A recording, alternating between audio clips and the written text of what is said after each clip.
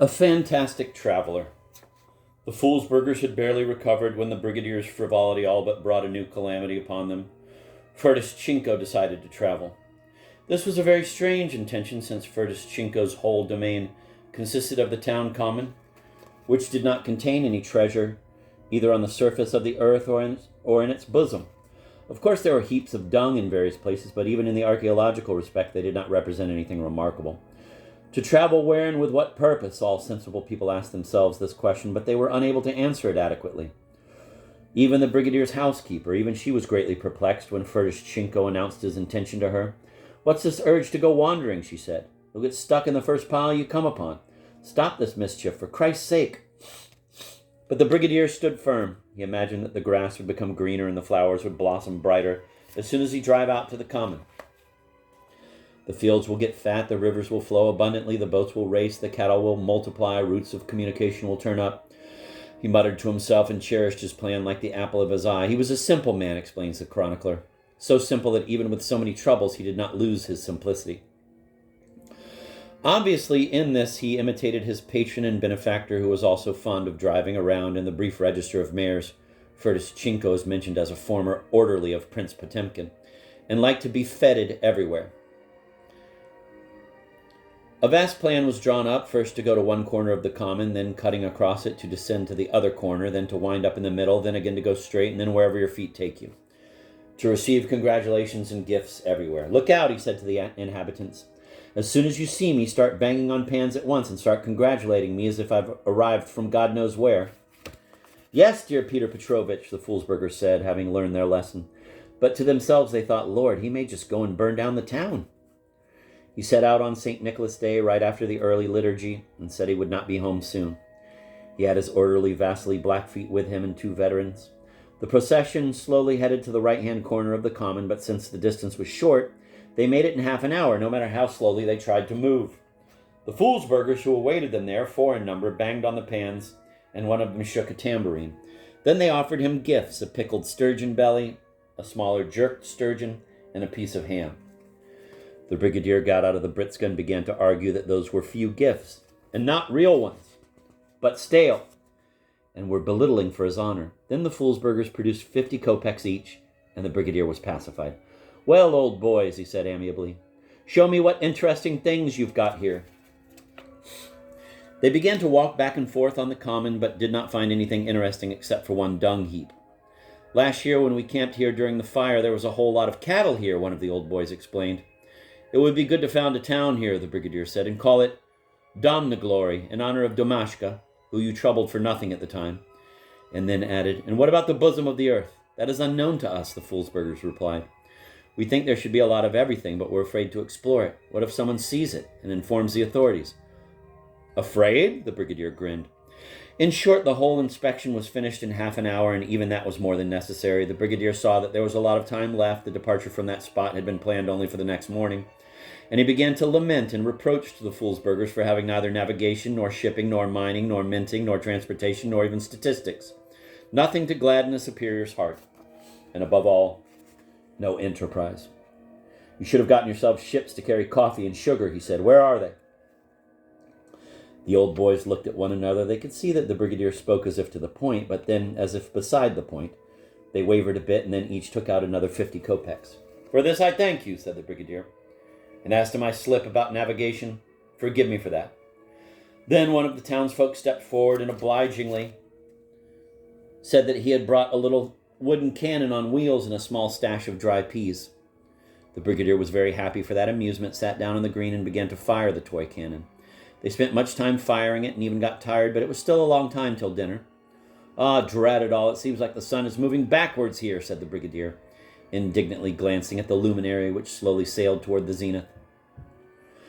At last, however, they sat down to dinner, but the brigadier, who since his time with Domashka had taken to drinking, right away got disgustingly drunk.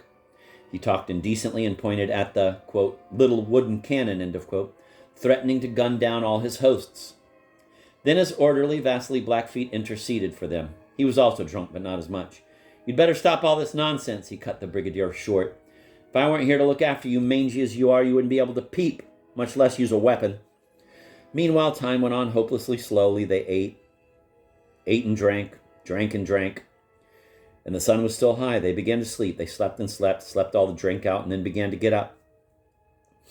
The sun is really high this morning, the brigadier said, waking up and taking the west for the east. The mistake was so obvious that even he realized it. They sent one of the old boys to Foolsburg to fetch some kvass, hoping to while away the time in waiting, but the old boy came back in a trice, bringing a whole jug on his head without spilling a single drop. First they drank kvass, then tea, then vodka. Once it became dark, they lit an oil lamp and illumined the dung heap. The lamp blinked, fumed, and spread stench. Thank God, the day has ended before we knew it, said the brigadier, wrapped himself in his overcoat, and went to sleep for the second time. The next day they went across the common and fortunately met a shepherd. They started asking him who he was and why he was loitering on this common and whether there was some intent in his loitering. The shepherd was frightened at first, but then confessed everything. Then they searched him and found a small chunk of bread and a scrap of footcloth. Tell us what the intent of your loitering was, the brigadier went on with his pointed questioning. But the shepherd answered all the questions with grunting, and the travelers were forced to take him along for further questioning, and thus they arrived to the other corner of the common. Here, too, they banged on pans and gave gifts, but time went more quickly because they questioned the shepherd and, truth be told, fired the little cannon at him. In the evening, they lit the oil lamp again, and everybody got a headache from the fumes. On the third day, they released the shepherd and went to the center, and here the brigadier's reception was a real triumph. The rumor of his traveling grew by the hour, and since it was Sunday, the Foolsburgers decided to celebrate it in a special way. Having put on their best clothes, they formed into a square and waited for their superior. They banged on the pans, shook the tambourines, and there was even a fiddle. Cauldrons smoked nearby in which such quantities of pigs, geese, and other creatures were cooked and roasted that even the priests would have been envious. The brigadier realized for the first time that popular love is a power that means something edible. He got out of the britska and burst into tears. Everybody wept there. Wept from pity and wept also from joy. Especially tearful was a very ancient woman, of whom they told that she was the granddaughter of the illegitimate daughter of Marfa the mayoress. Why are you weeping so, dear old woman? Asked the brigadier, gently patting her on the shoulder. Ah, our father, our provider, how can we not weep? We're always weeping. All our life we're weeping, the old woman sobbed in response. At noon, tables were set up and dinner was served, but the brigadier committed the imprudence of downing 3 glasses of vodka. His eyes suddenly became fixed and stared at one spot. Then, having eaten the first course, cabbage soup with corned beef, he drank 2 more glasses and started saying that he had to run. Why this urge to run, and where to? The honored Foolsburgers sitting around tried to talk sense into him. Wherever my feet take me, he muttered, obviously recalling his phrase from his itinerary. After the second course, suckling pig and sour cream sauce, he felt ill, but he overcame it and ate some goose with cabbage. After that, his mouth became twisted. They could see a certain administrative nerve twitching on his face. It twitched for a while and suddenly became still. The Foolsburgers, perturbed and frightened, jumped up from their seats. It ended. Ended the glorious mayorship, darkened in the later years by 2 corrective actions on the Foolsburgers. Was there any need for these corrective actions? The chronicler wondered, and unfortunately leaves the question without an answer. For some time, the Foolsburgers were immersed in expectation. They feared that they might be accused of deliberately overfeeding the brigadier, and that again they might hear the rooty toot coming from God knows where. Close your ranks, the better to beat the enemy. Luckily, however, this time these apprehensions proved ungrounded. A week later, a new mayor arrived from the provincial capital, and the superiority of the administrative measures he took made the Foolsburgers forget all the old mayors, Furtis Chinko included. This was Basilisk Semyonovich Wartbeard, with whom, in fact, the golden age of Foolsburg began. Fears dissolved. One good harvest followed another. There were no comets, and people had money enough to burn, which would have been easy to do since it was all paper money.